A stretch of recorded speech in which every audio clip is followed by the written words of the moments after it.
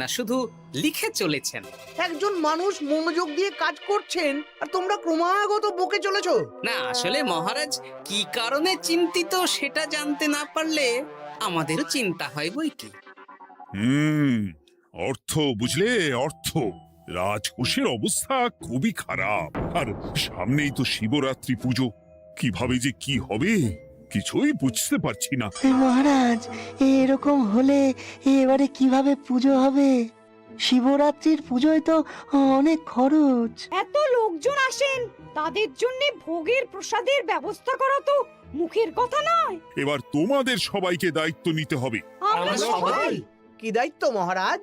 আমি গতকাল তোমাদের রানীমার সাথে এই ব্যাপারে কথা বলেছি। রানীমা কি বললেন মহারাজ? দেখো, তোমরা সব সভাসদেরা যদি মুক্ত হস্তে দান করো আর রাজকোষ থেকেও যতটা সম্ভব অর্থ সাহায্য দিয়ে এবারে পুজো এবং ভোগের আয়োজন তাহলে সুসম্পন্ন করা যাবে। দানের চেয়ে বড় পুণ্যকর্ম আর কি আছে? যে সভাসদ সবচেয়ে বেশি দান করবে তাকে পরে কিছু অর্থ সাম্মানিক হিসেবে দেওয়া হবে। আচ্ছা মহারাজ। তাহলে আজ রাজসভার আলোচনা এইটুকুই রইল, বাকি কথা পরে হবে। বলি গিন্নি, আমি খুব সমস্যার মধ্যে আছি বুঝলে। হ্যাঁ, তোমার তো অর্থের টান ধরলেই আমার কথা মনে পড়ে গো। কি করে বুঝলে? বাবা, বুঝবো না? এতদিন ধরে তোমার সাথে সংসার করছি, তাও বুঝবো না? আমি কি আজকাল আর তোমার কাছে চাই বলো? আমার মা আমার নাম রেখেছিল পার্বতী, আর বলেছিল দেখিস তুই ভগবান শিবের মতন বর পাবি। তোমাকে পেয়েছি, কিন্তু সাথে পেয়েছি অভাব। হ্যাঁ, সে যতই অভাব হোক, মন্ত্রী মশাইয়ের মতো স্বভাব তো নষ্ট করিনি গিন্নি। সেই জন্যেই তো তোমার সংসারে পড়ে আছি গো, নইলে কবে এই চাল চুলোহীন সংসার ছেড়ে চলে যেতুম। হ্যাঁ, বলছি শোনো না, এই কিছু মোহরের খুব দরকার। এবার মন্দিরে শিবরাত্রির পুজো হবে, কিন্তু মহারাজ তেমন খরচ করতে পারবেন না। তাই তাই আমাদের সব সভাসদদের বলেছেন দান করবার জন্য। এই দেখো, আমার যা গয়নাগাটি ছিল সবই তো বন্ধক রাখা আছে, নইলে বলতাম। আরে বাবা, সে তো জানি, কিন্তু আর কোনো উপায় নেই। কি বলি বলো তো? দেখি কি করা যায়। আরে বাবা রে বাবা, এত চিন্তা ভাবনা না করে বাবা মহাদেবের ওপর ভরসা রাখো গো, উনি কোনো একটা পথ দেখাবেন। দেখো, দেখা যাক গিন্নি, উনি এখন আমার আশা ভরসা।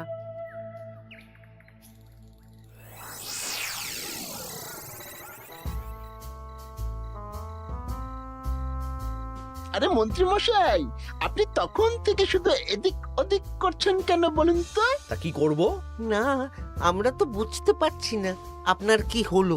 জীবনে অনেক অপমানিত হয়েছি, অনেক মার খেয়েছি, এবার সম্মান চাই। আর কেউ সম্মান না করলেও আমরা কিন্তু আপনাকে বেশ সম্মান করি মন্ত্রী মশাই। তোদের সম্মান আর মহারাজের সম্মানের মধ্যে অনেক পার্থক্য আছে। না, ওই ছোট মুখে বড় কথা বলছি মন্ত্রী মশাই, ক্ষমা করবেন। হ্যাঁ, মহারাজ আপনাকে কেন সম্মান করবেন? সামনে শিবরাত্রি, প্রত্যেক বছরের মতন এবছরেও গ্রামের মন্দিরে রাজবাড়ির তত্ত্বাবধানে পুজো হবে, আর সেই পুজোয় আমাকে দান করতে হবে। তা করুন, আপনার কি অর্থের অভাব নাকি? আরে বাবা, সব অর্থ দিয়েই তো তোদের গিন্নিমার গয়না বানিয়ে দিয়েছি, আমার হাতে আর আছে কই? ও, এই সামান্য ব্যাপার। আপনি মাছের তেলে মাছ ভাজুন। হ্যাঁ, আমিও তো তাই বলতে চাইছি। খোলসা করে বলতো তুই কি বলতে চাইছিস? মানে আমি বলতে চাইছি, আপনি আমাদের দায়িত্ব দিন, আমরা রাজ্যবাসীদের থেকে চাঁদা তুলবো, ভিক্ষে করব। আরো অনেক কায়দা করে অর্থ উপার্জন করে আপনার হাতে দেব, আর সেই অর্থ আপনি নিজের বলে চালিয়ে দেবেন। ব্যাস, তাহলে তো আমার 90% চিন্তাই মাথা থেকে নেমে গেল। ব্যাস, আর কোনো চিন্তা নেই।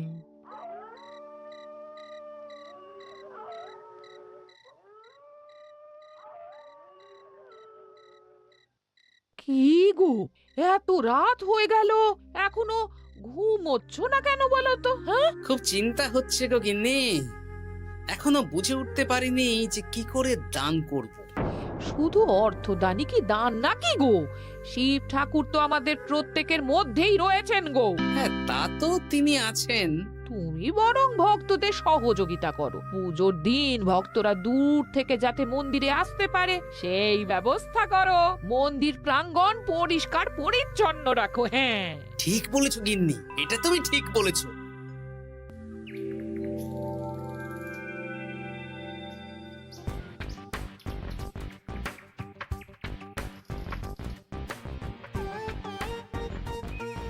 এই যে বাড়িতে কে আছেন? মন্ত্রী মশাই বলুন। হ্যাঁ, তা প্রত্যেক বছরের মতন এই বছরেও তো শিবরাত্রি উপলক্ষে মন্দিরে পুজো হচ্ছে, জানেন তো? হ্যাঁ, সে তো জানি, কিন্তু আমার গিন্নির পায়ে এত ব্যথা যে এবারে আর জল ঢালতে যেতে পারবে বলে তো মনে হয় না। তাতে কি, আপনি দান করুন, বাবা দূর থেকে আশীর্বাদ দিয়ে দেবেন। দান? তা কিসের দান? এত ধুমধাম করে পুজো হবে, তার দান। এ কি, এতদিন ধরে মন্দিরে তো দান দেওয়ার কোনো ব্যাপার ছিল না। এবার আছে। দান করা সবচেয়ে বড় ধর্ম। আহ, আমরা বুড়ো বুড়ি খুব অল্প অর্থে সংসার চালাই। আমাদের ছেলে যেটুকু পাঠায় তা দিয়েই চালাই। আমরা আর কি দান করব মন্ত্রী মশাই? দরকার হলে কদিন না খেয়ে থাকবেন, বাবার নামে উপোস করবেন, আর যে দান করবে না আমি তাকে এই রাজ্যে থাকতে দেব না। ওরে বাবা রে, দিচ্ছি দিচ্ছি দিচ্ছি। আর শুনুন, এই দানের ব্যাপারটা যেন 5 কান না হয়, নইলে কিন্তু। ওরে বাবা, না না না, ঠিক আছে ঠিক আছে। আজকে সারাদিনে ভালোই রোজগার হয়েছে, কি বলিস বটা? হ্যাঁ, কালকে আবার সারাদিন চাঁদা তোলা হবে। চাঁদা নয়, বল চাঁদার নামে দান তুলছি। হ্যাঁ, আর যা ভয় দেখাচ্ছি, কেউ ভয় মুখ খুলবে না। এই তো চাই। এরকম চলতে থাকলেই আমাকে সেরার সেরা দানি হওয়া থেকে কেউ আটকাতে পারবে না। এই তুমি এই ভর দুপুরে বস্তা কাঁধে নিয়ে কোথায় যাচ্ছ গো? একটু জঙ্গলের দিকে যাচ্ছে গিন্নি, শুকনো কাঠ নিয়ে আসি। পুজোর দিন তো ভোগের রান্না করতে জ্বালানি লাগবে, দেখি শুকনো কাঠ নিয়ে রাজবাড়িতে দিয়ে আসবো। বেশ বেশ বেশ, যাও। হে দেবাদিদেব মহাদেব, তুমি একটু দেখো বাবা।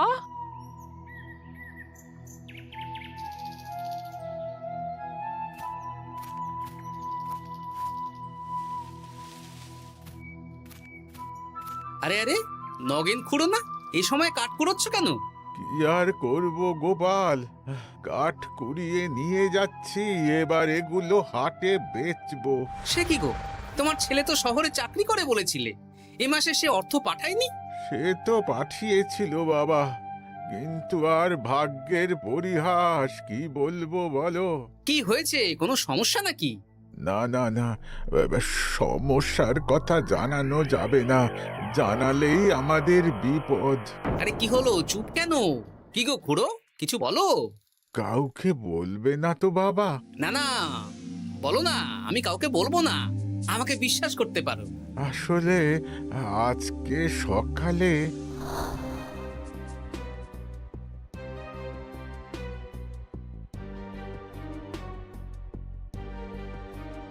হ্যাঁ, মন্ত্রী মশাই? হ্যাঁ, শুধু আমাদের বাড়ি থেকে না, গ্রামের সব বাড়ি থেকে তুলেছে।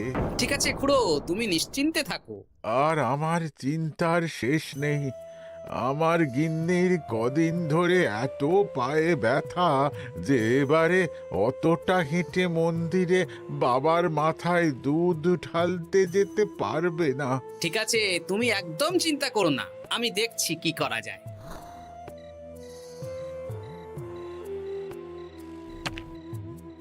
প্রহরী, এটা ভাড়ার ঘরে রেখে দিয়ে এসো। বলো গোপাল দিয়েছে, ভোগ রান্নার সময় জ্বালানি লাগবে তো, তাই এই কাঠ দিয়ে গেলাম। আচ্ছা গোপাল দাদা।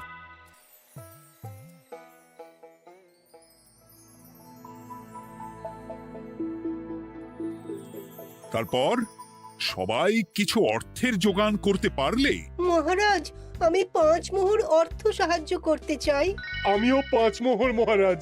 বেশ গোপাল, মহারাজ, এখন আমার হাত একদম খালি, তাই আমি অন্যভাবে সহযোগিতা করার চেষ্টা করছি। কিরকম? এই তো গতকাল আমি 1 বস্তা কাঠ দিয়ে গিয়েছি, আজকে আরো দেব। তারপর আগামীকাল মন্দির চত্বর পরিষ্কার করব, আগাছা পরিষ্কার করব, পুজোর দিন ভিড় সামলাবো, যারা দূর থেকে আসবে তাদের একটা গরুর গাড়ি করে নিয়ে আসবো। আচ্ছা বেশ বেশ, কর। মন্ত্রী, মহারাজ এই নিন, এতে 200 মোহর আছে। আমি আরো দান করব, আপনি কোনো চিন্তা করবেন না মহারাজ। বাহ বাহ বাহ বাহ বাহ, এ তো বিশাল ব্যাপার। আমি জীবনে অনেক পাপ করেছি, তাই এখন দান করে একটু যদি পুণ্য লাভ হয় সেটাই আশা। বেশ বেশ, পণ্ডিত তুমি আর রাজবৈদ্য তাহলে পুজোর দশকর্মা দ্রব্যাদি কেনাকাটা শুরু করো। এখন ধারে নিয়ে আসবে, পুজোর পরে সব শোধ করে দেওয়া হবে। আচ্ছা মহারাজ, ঠিক আছে। তাহলে আজকে আমি আর পণ্ডিত মশাই দুজনে বাজারের দিকে যাব আর সব দশকর্মার দ্রব্যাদি কিনে নিয়ে আসব। হ্যাঁ হ্যাঁ, তাই কর।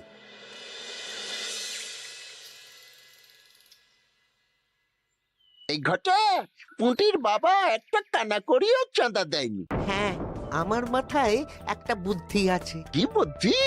দেখ, ওদের বাড়ির বাইরে একটা শাড়ি ঝুলছে। শাড়িটা দেখে খুব একটা ওই পুরানো মনে হচ্ছে না। ওটা হাত সাফাই করে বাজারে বেচে যা অর্থ পাবো সেটাই মন্ত্রী মশাইকে দেব, তাই তো? একদম তাই।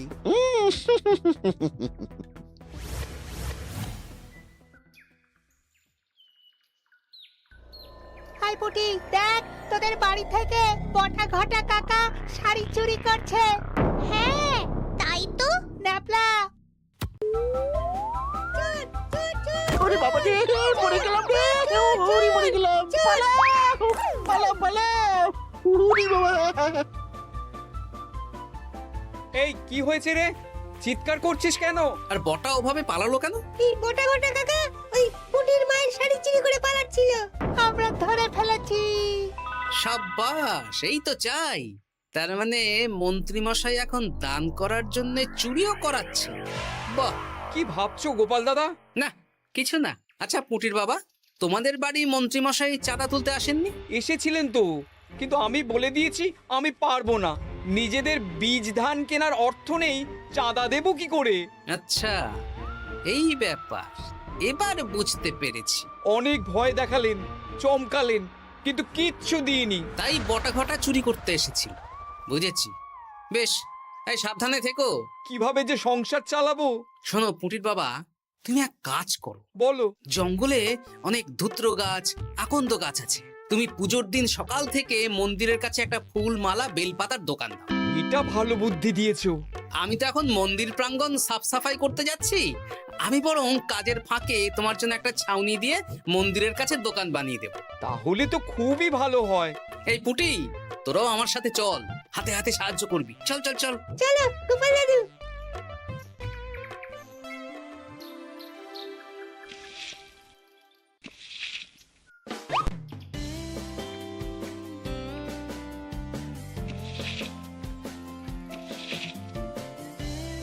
দাদু, এই জায়গাটা গর্ত আছে, তাই মাটি নিয়ে এলাম।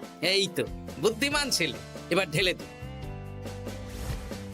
ব্যাস, এখানটা এবার ঠিক হয়ে গেল। দেখি এবার মন্দিরের পিছনের দিকটা একটু পরিষ্কার করে দিই।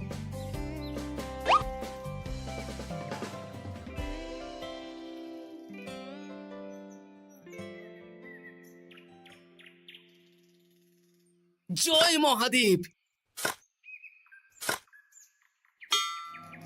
কি কিসের আওয়াজ হলো? হ্যাঁ দাদু, কিরকম একটা টং করে আওয়াজ হলো। দেখি তো। আরে বাবা, এটা ঘোড়া মনে হচ্ছে। হ্যাঁ তাই তো মনে হচ্ছে।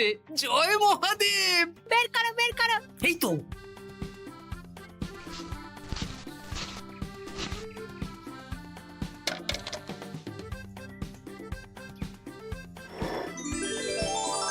ও দাদু, এ তো সোনার মোহর। জয় মহাদেব, তুমি সত্যি আছো প্রভু, তুমি সত্যি আছো। এ কি দাদু, তুমি কাঁদছো কেন? সবই মহাদেবের কৃপা। মহারাজ বলেছিলেন দান করতে, মহাদেব নিজেই নিজের পুজোর ব্যবস্থা করে নিলেন রে। হ্যাঁ তাই তো দেখছি দাদু। তবে শোন, এই কথাটা কাউকে বলিস না। আচ্ছা গোপাল দাদু, আমরা কাউকে বলবো না। হ্যাঁ।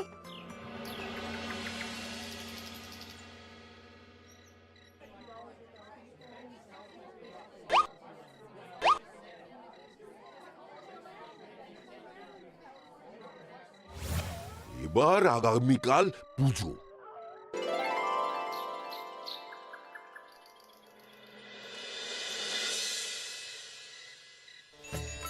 জয় শিব শম্ভু, হর হর মহাদেব। হে প্রভু, হে মহাদেব, জগতের কল্যাণ করো ভোলানাথ। জয় শিব শম্ভু। জয় জয় শিব শম্ভু, জয় শিব শম্ভু। বাবা দেখো বাবা, বাহ বাহ বাহ বাহ, এই তো সব ভালোই হচ্ছে। ভালো তো হবেই মহারাজ, আমি যা দান করেছি পুজো পাঠ এবারে ধুমধাম করে হবে। দান করে অত অহংকার করতে নেই মন্ত্রী। এক হাতে দান করলে আরেক হাতকে জানাতে নেই, বুঝলে? বুঝেছি মহারাজ।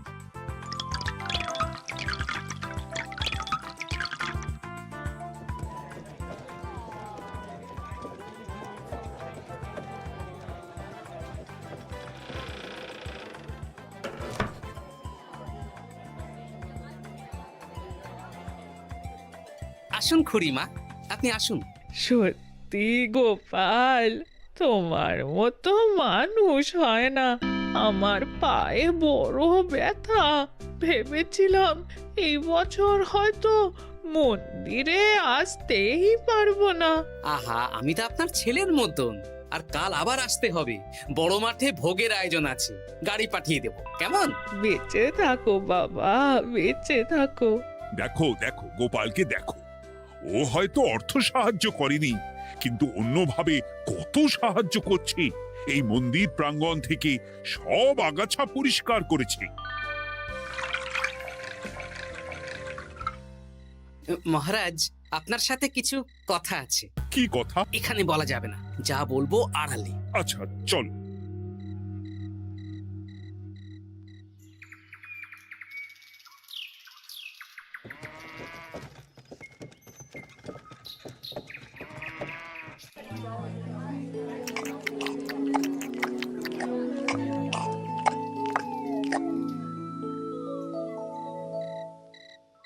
আজ সান্ধ্য সভায় সবাইকে আমি ডাকলাম, তার একটাই কারণ। কি কারণ মহারাজ? কি বলবেন আজ? গতকাল শিবরাত্রির পুজো আর আজ বেলার পুজোর ভোগ গ্রহণ পর্ব বেশ ভালোভাবেই সুসম্পন্ন হলো। এতে আমি খুব খুশি ও শান্তি পেয়েছি। তাই মহারাজ আমাকে সম্মান প্রদান করবেন, তাই তো? আমার মনে হয় আমি সবচেয়ে বেশি দান করেছি। না, তুমি তো কোনো নিঃস্বার্থ দানই করনি। মানে আমি যে কত মোহর দিলাম। ওগুলো তো লোকজনকে ভয় দেখিয়ে দানের নামে চাঁদা তুলে দিয়েছো। সব জেনে গেছেন? হ্যাঁ, সেই জন্য সম্মান নয়, তোমাকে শাস্তি দেওয়া হবে। ওরে বাবা রে, ভুল হয়ে গেছে, ভুল হয়ে গেছে। ক্ষমা করুন মহারাজ, ক্ষমা করুন। এসব ক্ষমার অযোগ্য ভুল। যাই হোক, মহাদেবের কৃপায় মহাদেবের পুজো হয়েছে। তুমি যে অর্থ লোকজনের কাছ থেকে তুলেছিলে সেটা লোকজনের মধ্যেই বিলিয়ে দেওয়া হবে। তাহলে পুজোয় যা খরচ হলো তার বকেয়া কিভাবে মেটাবেন? সেটার ব্যবস্থা তো স্বয়ং মহাদেব করেছেন মন্ত্রী মশাই। হ্যাঁ, মহাদেব কিভাবে? আমি একদিন বিকেল বেলা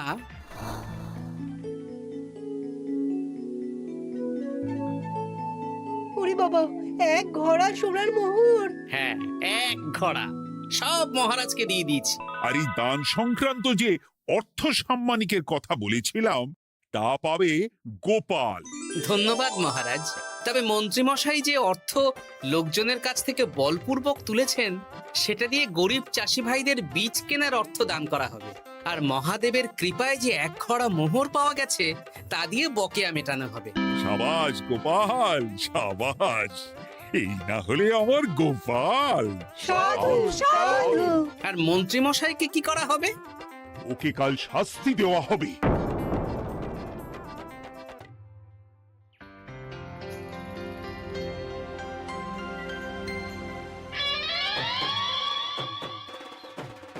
মহাদেব, ও শিব ঠাকুর, আমাকে ক্ষমা করে দিন, ক্ষমা করে দিন আমাকে।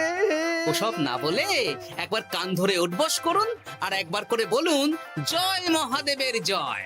জয় মহাদেবের জয়, জয় মহাদেবের জয়, জয় মহাদেবের জয়। সবই মহাদেবের দান।